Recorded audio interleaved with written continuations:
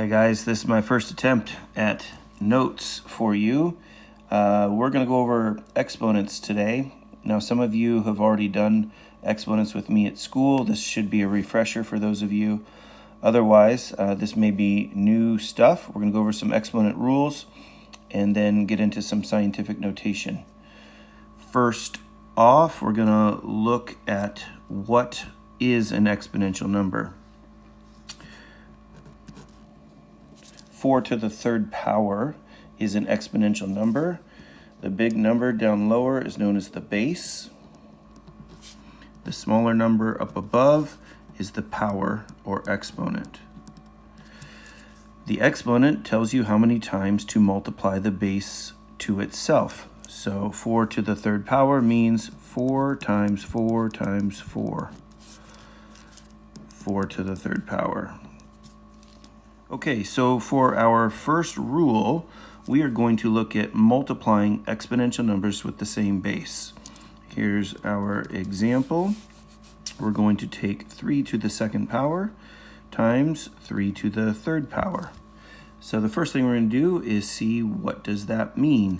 Well, 3 to the second power means 3 times 3. And 3 to the third power means 3 times 3 times 3. So what we have now is 5 3's multiplied together. That means 1, 2, 3, 4, 5, 3 to the fifth power. So we're trying to look for a shortcut here. What is the shortcut? The shortcut is simply that you can go straight to from 3 squared times 3 to the third power to 3 to the fifth power by adding their powers. So instead of writing out all the 3's, we are just going to do 3 to the second plus the third and get 3 to the fifth power. I'm going to write down a rule for that. This is kind of my rule to help you remember. There's a more technical rule that you can look up in your book. Okay, so here's my rule when multiplying exponential numbers with the same base.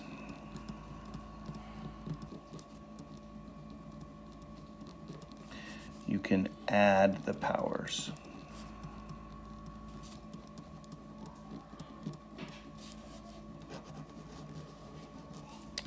Some of you have already taken these notes, as I mentioned, so if you already have them, you don't need to rewrite them, but otherwise I would suggest you write them down so you can use them in the future. Okay, next rule we're going to look at is when we're dividing exponential numbers with the same base. So if we take, say, 3 to the seventh power divided by 3 to the fourth power, if we were to write these all out, the top one, the numerator here, would mean 3 times 3 times 3 times 3 times 3 times 3 times 3. 7 3's. On the bottom, we'd have 4 3's. So we could multiply those all out and divide them and see what we get, or we could look at reducing them ahead of time. So this is what I would prefer to do in this case, where we do 3 divided by 3 is 1 over 1. 3 divided by 3 is 1 over 1. 3 divided by 3 is 1 over 1, and 3 divided by 3 is 1 over 1. So what we're left with here is 3 times 3 times 3 times all these 1's, which don't change the value at all, over 1, which doesn't change the value at all. So we just have 3 to the third power. So what's the shortcut? How do we go from the division problem to the simplified answer here? If you look at it, 7 minus 4 is 3. So the shortcut here is when dividing exponential numbers with the same base, you can subtract the powers. I'm going to write that down over here, and you can too. Except that I'm always having typos. I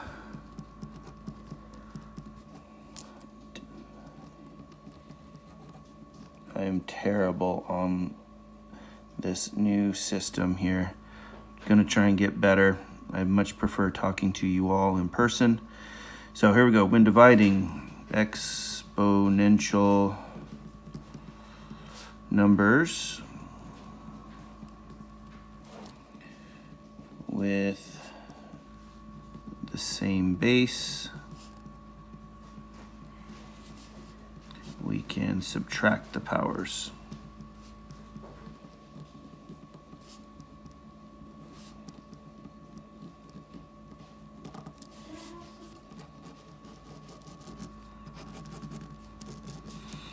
All right, brings up another rule or shortcut. What happens when we have an exponential number raised to an exponent? So for example, 3x squared to the third power. Well, first off, this outside third power means we've got 3 of these bases multiplied together. So that would be 3x squared times 3x squared times 3x squared. Now if we look at some of our rules, our first rule from up above, where you multiply exponential numbers with the same base, you can add their powers. We can do the same thing here.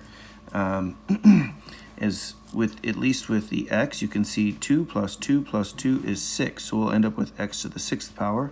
But what about the 3's? 3 times 3 times 3 would be 3 to the 3rd power. So we went from here to here. So what's the shortcut, or what's the rule when you're taking an exponential number raised to another power? How can we skip all this part and get to the simplified answer? The rule essentially is when you have a power of a power, you can multiply their powers. So I'm going to write that down, then explain what that means for the 3 here in just a second.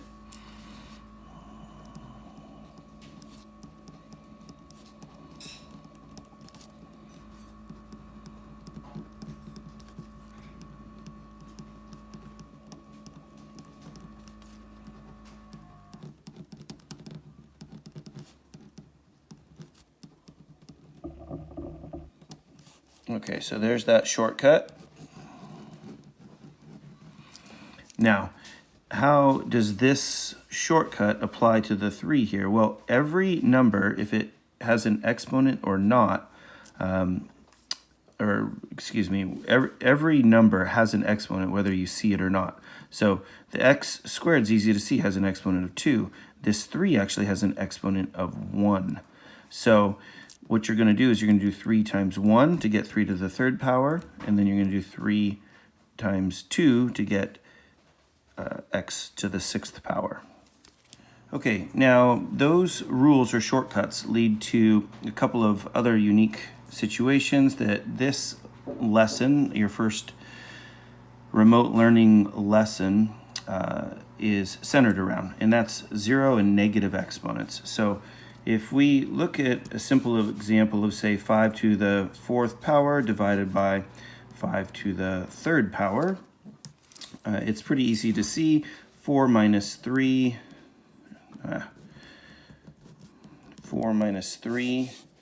is 5 to the 1st power, or just 5. Okay, but what happens if these are reversed? So let's take 5 to the 3rd power as a new example, divided by 5 to the 4th power. What happens? Well, if we do 3 minus 4, 5 to the 3 minus 4, we get 5 to the negative 1st power. So what does that mean? Well, in order to know what it really means, we need to take this in the expanded form and just kind of take a look at it. So 5 to the 3rd power could be written as 5 times 5 times 5. 5 to the 4th power could be written as 5 times 5 times 5 times 5. So if we were to divide all these 1 by 1, what would we end up with? That's 1 over 1, 1 over 1, 1 over 1. 1 times 1 times 1 is 1. 1 times 1 times 5 times 1 is 5. So what we end up with is that 5 to the negative 1st power is actually 1/5. So the rule to understand there is that negative exponents do not mean that they are negative numbers. It means that they are fractions. So 5 to the negative 1st power is equal to 1/5. So negative exponents are actually fractions. You might want to write that down.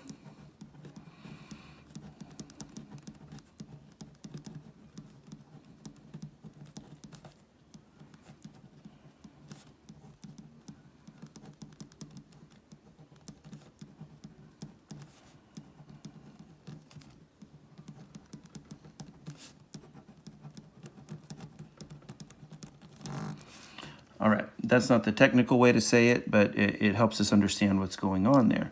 One other thing to note is that if you get an answer that has a negative exponent in it, it is considered unsimplified.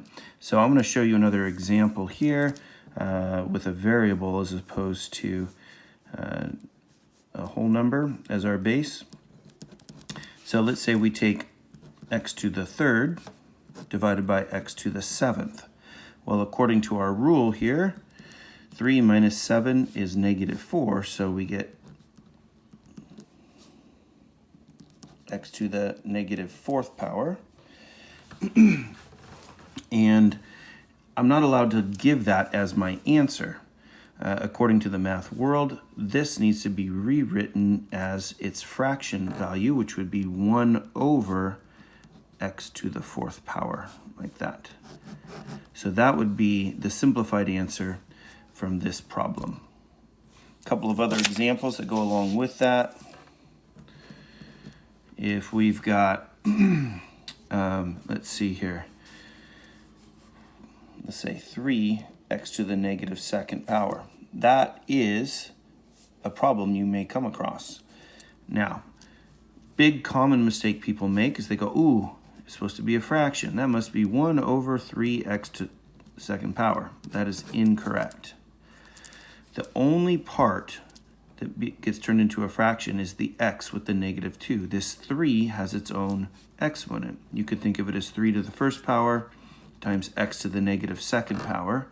So in order to simplify this, this would be 3 to the first power times 1 over x squared. So as we finish this up, 3 times 1 is 3. 1 times x squared is x squared. So we get 3 over x squared. Now, I'm never going to go ahead and do all of this to get here. I'm just going to go straight from 3x to the negative second power. I'm just going to go, okay, that one needs to become a fraction. It's going to move down. In fact, I have a little saying that you can take or leave if it helps you. See, number one goal with negative exponents is to make them positive exponents. So I like to say, if you'd like to change the sign, cross the line. So if I were to put that over 1, you can take any number and put it over 1.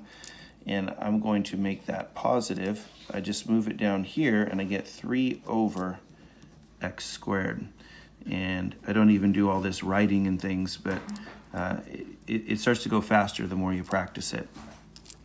Let's try, let's see here, let's try another one.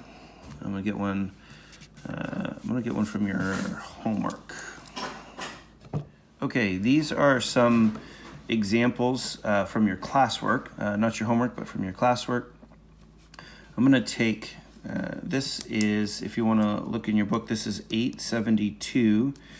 This will be problem C, where it says 7 squared times 8 to the third power divided by 7 to the third power times 8 to the second power. Now, for this one, you can do the subtraction that we talked about. Now, you only deal with the exponential numbers that have the same base as each other. So the 7 goes with the 7, the 8 goes with the 8, and you kind of break them up into two individual problems. 7 squared divided by 7 to the third power. So we could do 2 minus 3 gives us negative 1. But if you remember what we were just talking about with the negative exponent, it's actually a fraction. We'd have to move that 7 down into the denominator. So the easier way to think about it is to think, okay, I've got 2 7s up here and I've got 3 of them up there. And as I simplify this, 2 of those would just reduce away 2 of the ones down there and leave me with 1 of them. So that would just leave me with a 7. in my denominator. Now with the 8s here, this is same idea. This is like 3 8s multiplied together. 8 times 8 times 8. This is 8 times 8 down here. So those 2 8s would cancel out 2 of those 3 up there and just leave you with one of them. So that'd be 8 to the first power, or just 8. So 8 over 7 would be our answer. Looking at another one from your homework, or classwork I should say, 873 question D here. This one's a little bit longer. This one says 4x and then outside of parentheses squared times 5x squared, and they put a parentheses around it with no exponent out here, so that you don't really need the parentheses. First thing we do have to deal with is this. Remember, even though it doesn't look like it's a power of a power, these each have their own exponent. So you're going to multiply both of those times 2. So this is 4 squared times x squared, and this is times 5 times x squared. So as we go to simplify this here, the x squared and the x squared become x to the 4th power. And then this is 4 times 4. Now, if numbers are huge or have huge exponents, we don't multiply them all the way out. But if they're small like this, we can go ahead and simplify. 4 times 4 is 16, and then 16 times 5 is 80. So we get 80 x to the 4th power here. Okay, next thing I wanted to look at is 0 exponents, and how do we come across that? If we take an example here, say 5 to the 3rd power divided by 5 to the 3rd power. First off, everybody understands that any number divided by itself is 1. Or another way to think about that would have been, this is 5 times 5 times 5 on the top, 5 times 5 times 5 on the bottom. So that's 125 divided by 125, which is still 1. But what if we apply our rule where when you're dividing exponential numbers with the same base, you could subtract their powers? So this would mean that we could do 3 minus 3. So this is 5 to the 3 minus 3, which equals 5 to the 0 power.